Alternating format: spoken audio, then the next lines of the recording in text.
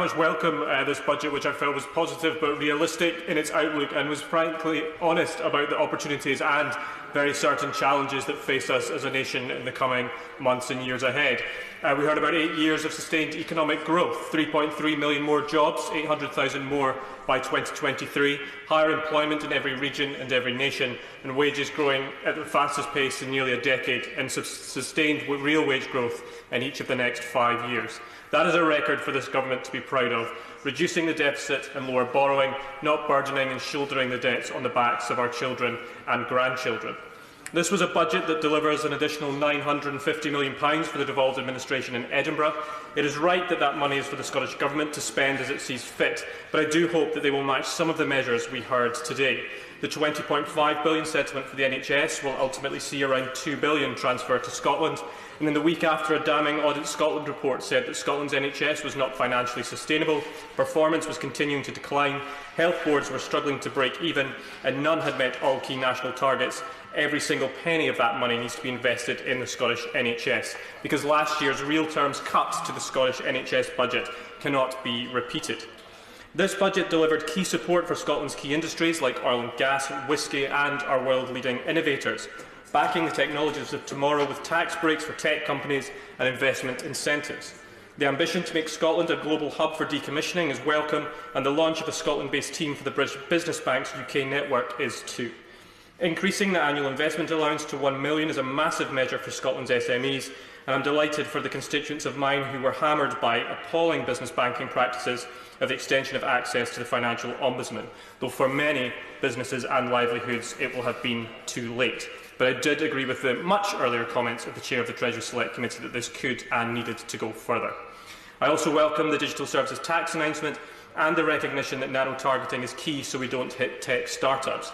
It is right that we tackle this threat to the sustainability of the tax system. Giving pension funds more freedom to invest in innovative startups can be a huge boost to our economy, and it's something that I've been calling for since my first day here, and I was pleased to see measures to enable that. And I also welcome the commitment to publish a paper this winter on boosting pension saving for the self-employed. What this budget demonstrated was that pro-business, pro-entrepreneurial policies that back job and wealth creators lead to more investment in our public services. Madam Deputy Speaker, whilst Brexit often takes front and centre in this place, it isn't what is on the forefront of the minds of people across East Renfrewshire. So I welcome the cost of living measures announced today, such as the freezing of fuel duty, the £690 pay rise for a full-time worker on the national living wage, the income tax cut for 32 million people, £132 for each basic rate taxpayer, something which, for now at least, will apply to my constituents up in Scotland.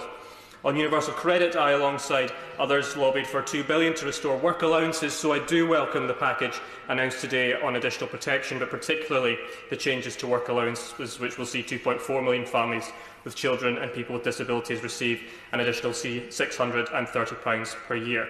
And as the Resolution Foundation said this evening, universal credit is now more generous than the benefit system it replaced. And I was also very pleased to, in the last couple of hours, receive a very nice email from the team at the Joseph Rowntree Foundation saying that they were absolutely thrilled with these changes. They aren't the whole step that we need to take to make universal credit the transformational benefit it can be, but is a massively welcome step in the right direction. I do thank the Chancellor and his team for listening to the real concerns that were raised on both sides of the House.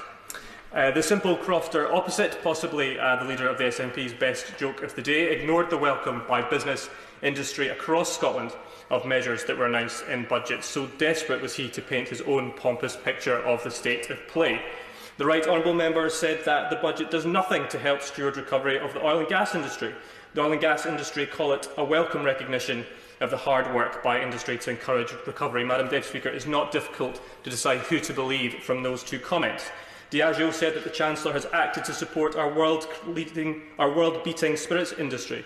Perhaps it was the particular thanks to the Secretary of State for Scotland, Ruth Davidson, and the Scottish Conservatives that so stuck in his throat and made him unable to welcome that change today. In a few weeks' time, when Derek Mackay stands to give his Scottish budget, will he continue to raise taxes? And I note that those individuals paid between the Scottish and the rest of the UK higher tax rate thresholds now face a marginal tax rate of 53% on that slice of income. Will he continue to hit the health budget? Will he continue to decimate our once proud record on education? Or will he follow the Chancellor's lead today, supporting jobs, boosting our high streets and growing the economy? using the additional monies at his disposal to back hard-working families, invest in productivity-boosting sectors and support our communities. Let's be clear, through to 2021, the Scottish Government's resource budget is up £840 million, capital budget is up by £110 million. There are no longer any excuses for Scotland's lagging performance compared to the rest of the UK. Bring on that budget and let's see Scotland moving forward with the help of this UK Government.